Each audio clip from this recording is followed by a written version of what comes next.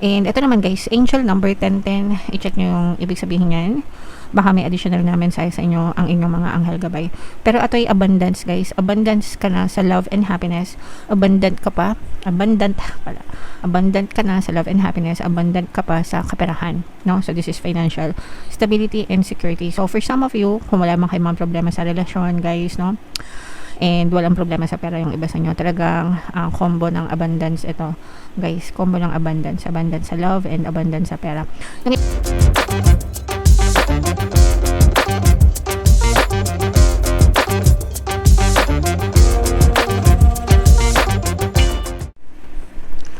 Hello guys, hello Scorpio, welcome back to Pinoy Pixie Tarot. Ang pamagat ng episode natin for tonight is full moon kapalaran para ngayong March to April guys, para sa Scorpio, Sun, Moon, Rising Sign and Venus. So unahin natin tong deck na to mga kapixie. Ito yung moon message para sa inyo. Yung ating full moon guys ngayong March ay sa March 3.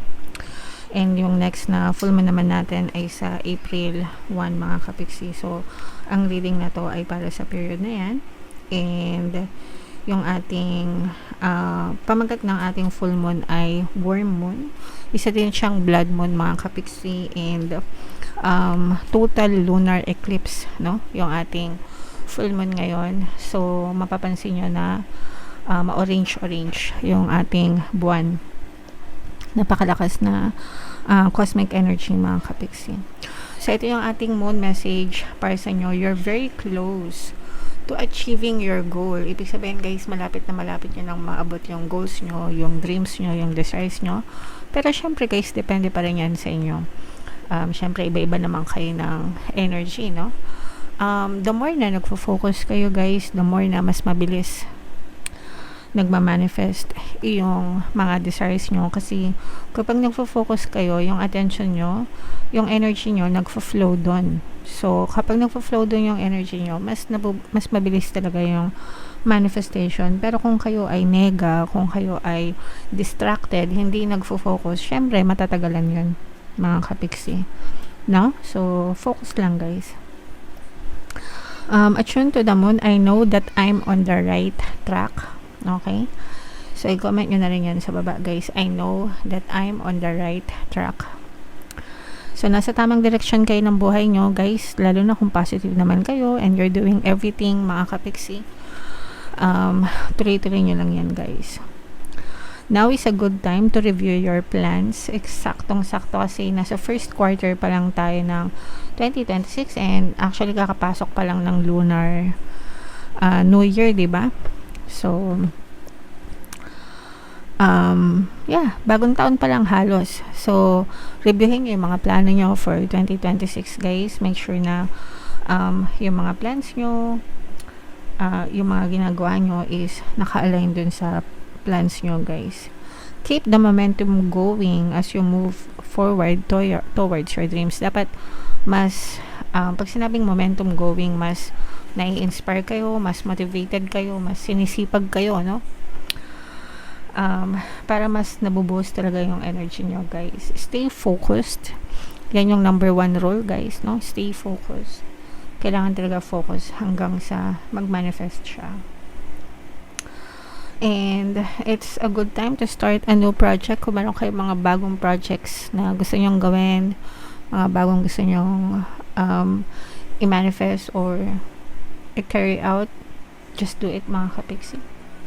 And you need to get back into good health habits. So pag sabing good health habits, lahat yan, syempre yung diet, yung exercise, yung sleep. Sa physical, syempre yung mental, kailangan meron din. Emotional health, diba? Mental health, yung pagiging positibo, meditation, nakakatulong, yoga, nakakatulong. Syempre magdasal, no? So, lahat yan guys, kailangan gawin natin para tumagal pa tayo ng konti, no? Ma-extend man lang yung ating longevity mga kapixie. Alright? Okay. So, comment down below guys if naka-resonate kayo dyan. Ito naman ay sa love. Tingnan naman natin yung mga love messages ng person nyo, no? Kung ano lang yung maka-resonate guys. take that message kasi iba-iba kayo ng mensahe. So, dito guys, for some of you, medyo hiwalay na kayo ng person mo. Pwedeng hiwalay or ghosted. You don't know how hard it was to let you go.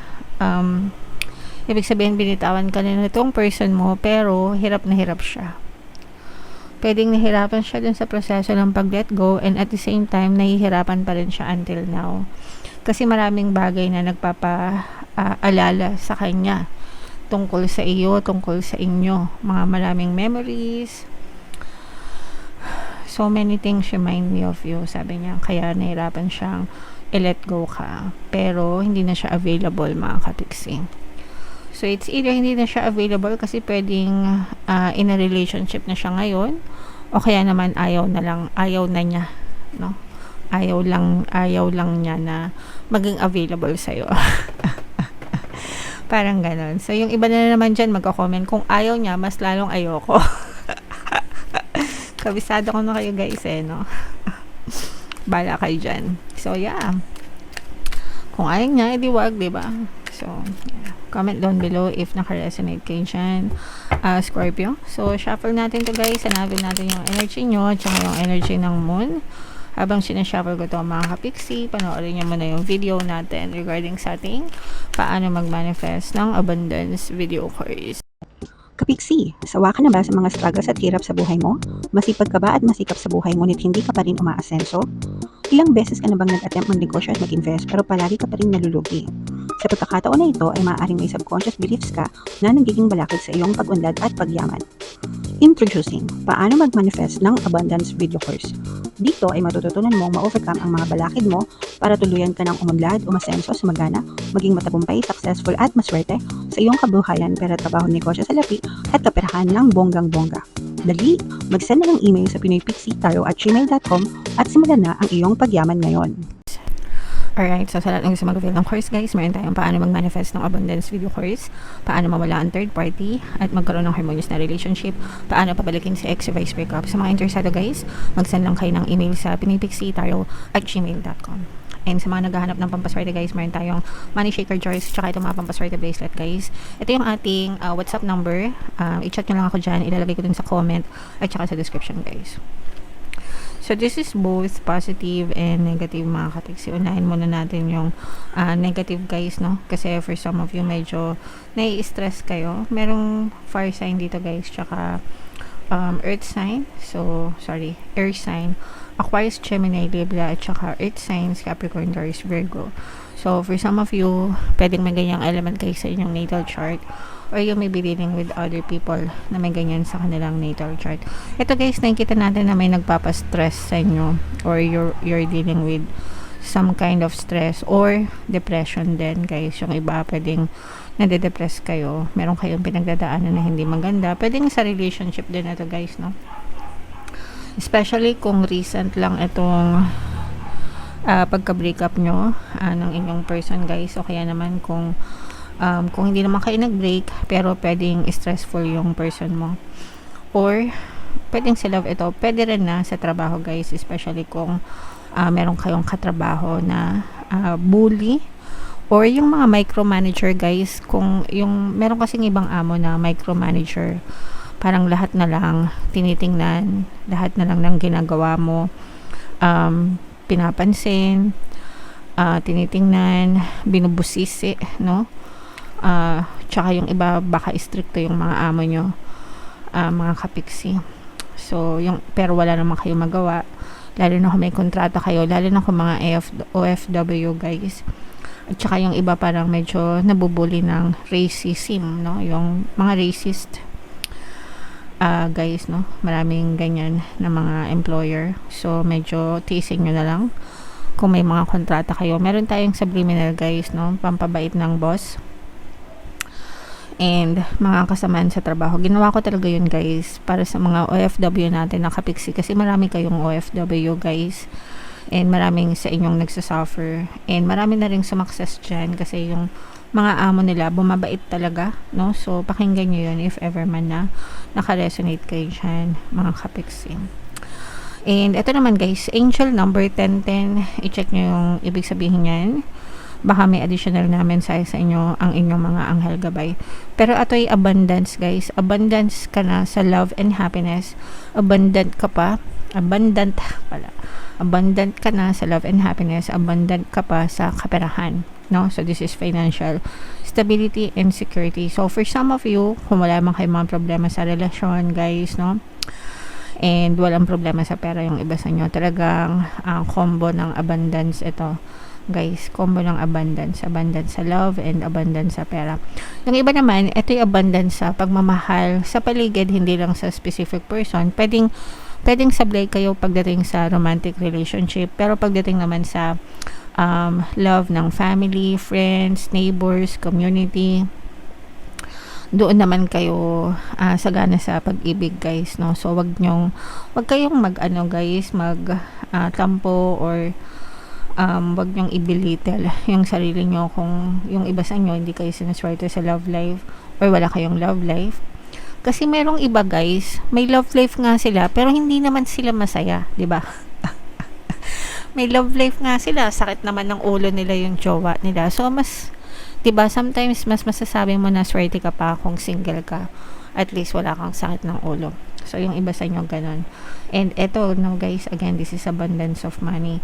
Maganda naman yung financial na aspeto ng buhay mo. Actually, guys, meron pang dadating na good news sa kaperahan kasi ito yung mga bagong opportunity sa pera, mga kapiksi.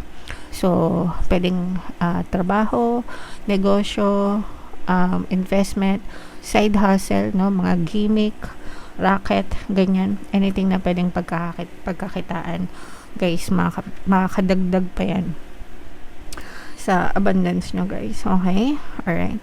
So, i-main nyo na yan, guys, no, yung combo ng abundance na yan sa comment section, mga kapiksi.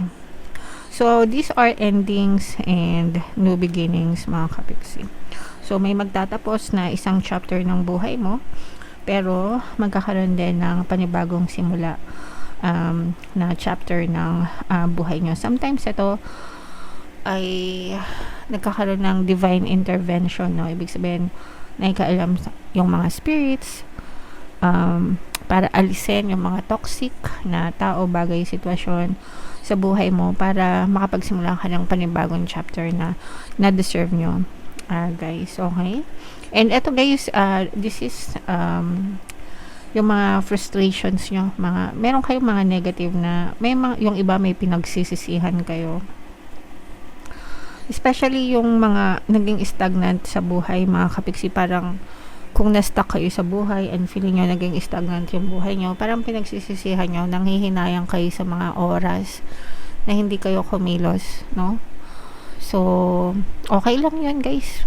Huwag nyo nang panghinayangan. Ang importante is bumangon kayo ulit and kumilos na kayo.